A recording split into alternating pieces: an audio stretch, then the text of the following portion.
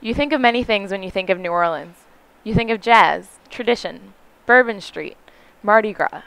But then there's also Hurricane Katrina, which brought flooding and destruction to a once vibrant city. Although Katrina landed almost 3 years ago, New Orleans is still recovering.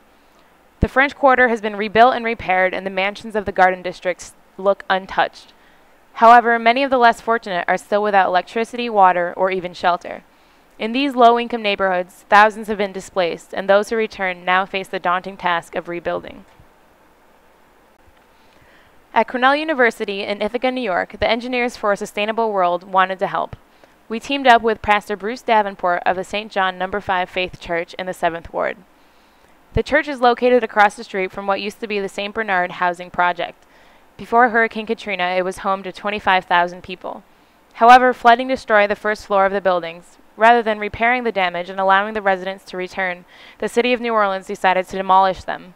This leaves many parishioners who want to return with no place to go.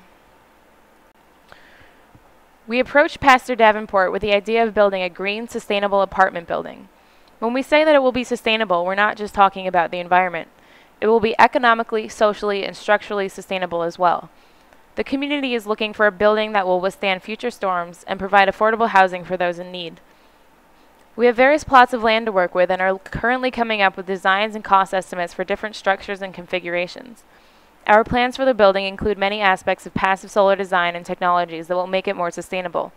Technologies such as solar hot water heating, photovoltaic panels, structural insulated panels, and radiant barriers will all go into helping the community become more independent from high energy prices. It will also raise their standard of living by using the environment around them instead of working against it.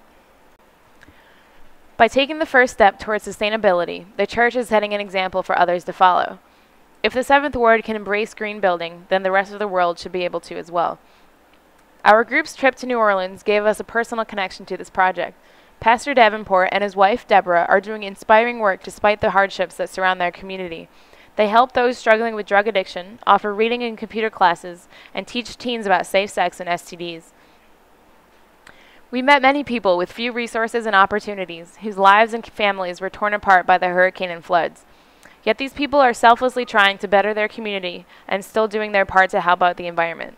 They are truly an inspiration and prove that no matter what the situation, you can still make a difference.